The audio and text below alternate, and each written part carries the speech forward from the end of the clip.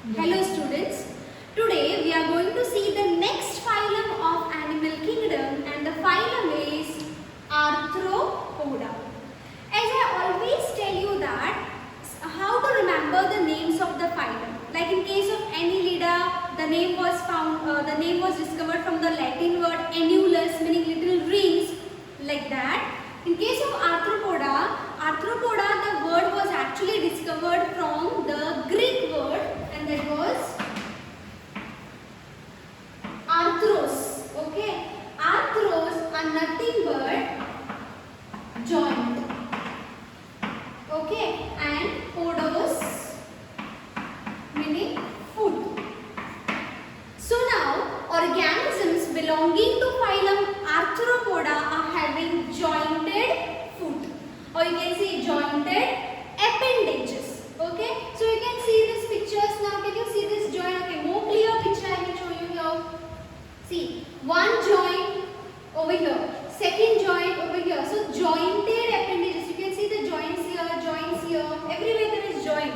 So they have jointed appendages. Got it? So organisms will be having, though every organism, or I can say any organism which has jointed appendage will be falling under the phylum Arthropoda.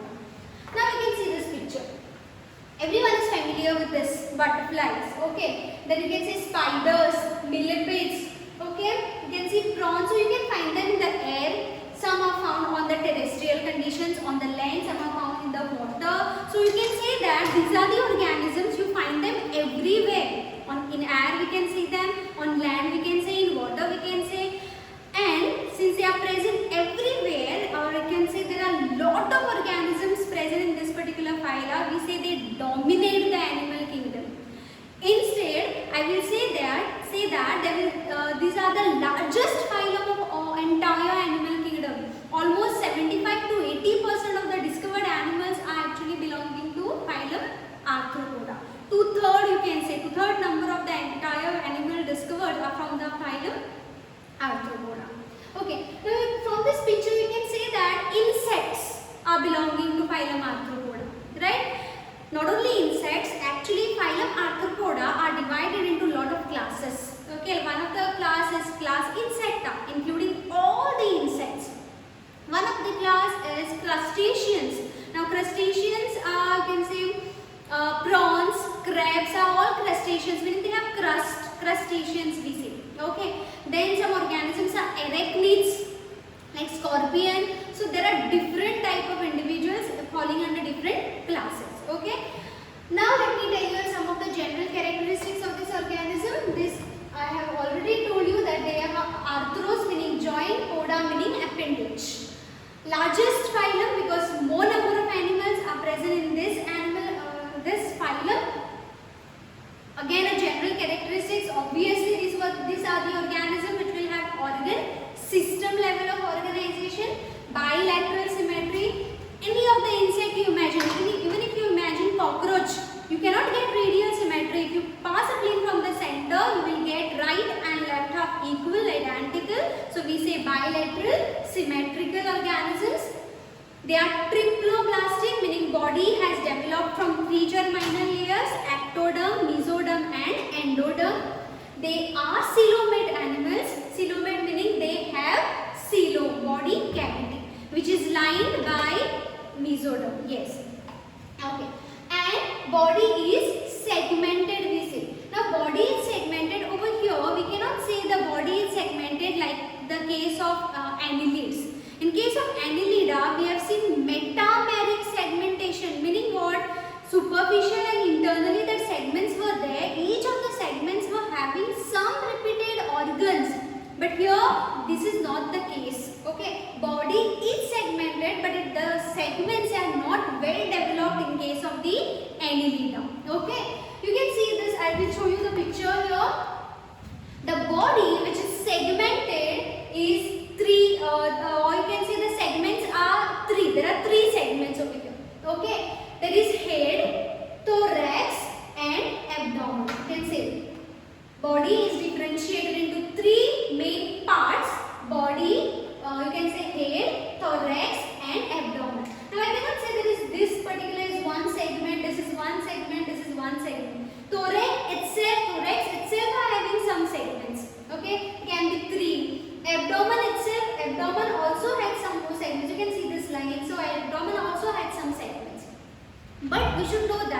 body is segmented and it is differentiated into three main parts: head, thorax and abdomen. Remember this. Now, entire body is covered by exoskeleton, meaning they don't have internal skeleton like we have. We have internal skeleton, that is bones.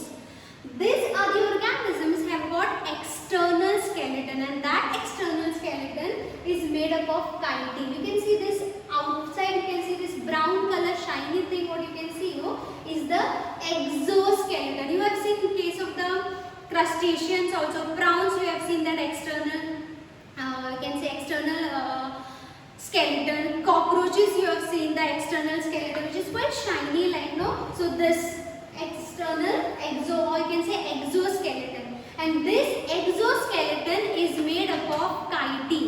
Okay, you can see this chitinous exoskeleton. What is this chitin? Chitin is actually,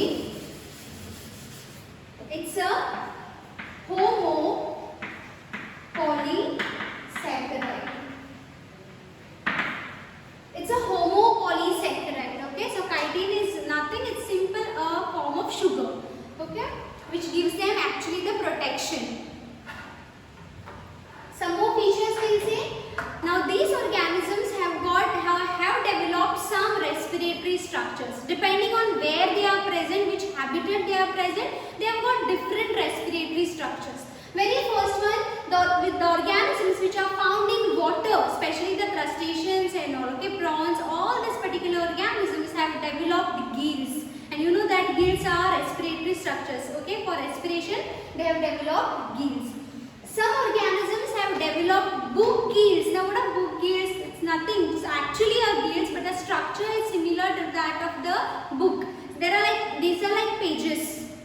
That's why they are referred as book gills, okay. Especially the book gills are present in, I can say they are present in limulus, okay, horseshoe crab or hermit crab, okay. All these examples will be having this. You should remember that there are gills, book gills. Some organisms have developed lungs, or you can say tracheal system also they have developed. The organisms which are found on terrestrial conditions, they have developed this tracheal lungs, I can say, okay, for respiration. Now, again a feature which is making this organism little bit lower developed in case of Annelida, that is annelids were having closed circulatory system, but Arthropoda is having open circulatory system. So this is the characteristics where they are lagging behind actually, but though they have other features they have developed, but this feature is not well developed like that case of the Annelida. So remember, annelids have closed circulatory system, but Arthropoda are having open circulatory system. And actually the blood which is pumped out from the heart, okay, that blood is not red in color because it is not having hemoglobin, but that blood is referred as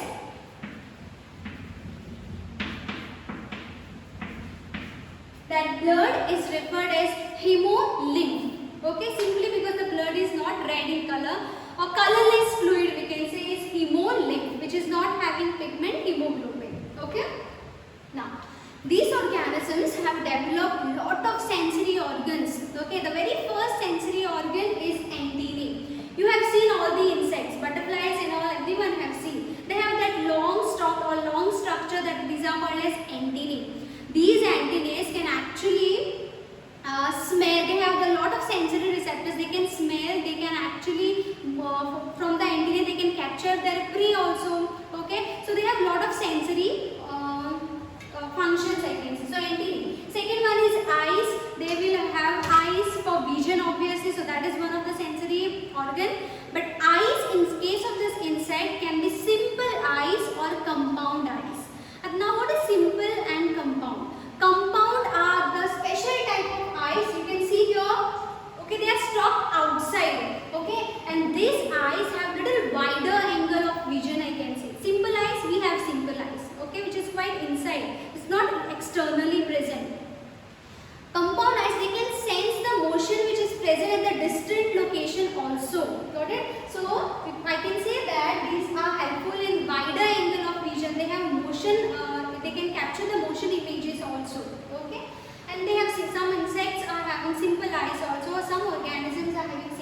mice also. Moving to aquatic arthropods, especially the arthropods which are found in water, they have special balancing organ, and that balancing organ is called as statocyst. Now what is statocyst? Is actually they have the mass of mineralized material, and that is called as statolith. Okay, that mass of mineralized material is called as statolith, and simply because of this statolith the name is given that statocyst. Is nothing but it is a balancing organ which is present in the aquatic arthropods. Again, a very peculiar characteristic of this particular organisms, they have some excretory structures, and these are referred as Malpighian tubules. Okay, the Malpighian tubules are somewhat like this.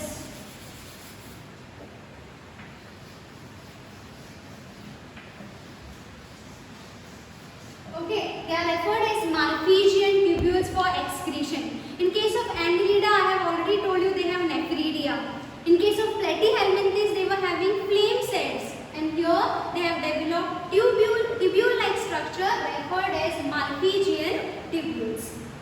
Now, most of them are dioecious. Dioecious meaning sexes are separate. Male and female individuals are different. Most of them are showing external fertilization. Now, why I am saying most of them, sorry, internal fertilization? Because there are some exceptions, especially the organisms of arthropoda which are found in water, they will show external fertilization. But this majority of them are showing internal fertilization. That is, zygote will develop inside the body of the female organism. Now, mostly oviparous. Now, mostly oviparous meaning exception is there. You can remember that. Okay, oviparous. You have heard this word now. Okay, oviparous meaning these are the organisms which always lays eggs. Okay, so they are oviparous. Opposite is viviparous, wherein directly give birth to the young ones. But remember, they lay eggs. Development can be direct, especially in case of cockroach. The development is direct. The egg will hatch into a nymph, but that nymph is similar to that. The nymph body will be similar to the cockroach body, adult body we see. And indirect meaning many of the aquatic organisms, or you can say butterflies and all you have seen, no? The eggs which will, or you can say egg will further lead into caterpillar larva, and that larva is completely different from that of the adult. So, some organisms can show direct development and some can show indirect development also. So, these were some of the common features and some peculiar features. Let me tell you some arthropoda, or you can say economically important insects. Everyone have heard about Apis indica, that is honeybee, which we can, because of this, which we can derive honey. So Apis indica, you can say honeybee. Next is silkworm. You can derive, because of the silkworm, you can actually get that silk threads, bombyx. Okay, they are found in this particular plant. So this is the scientific name, silkworm. You must have heard about this lessifer. It is called as lac insect. Because of this lac insect, we can actually derive lac material called as resins. And these have got lot of industrial, electrical industries are using that resin, which is products produced from this lac insect. Okay.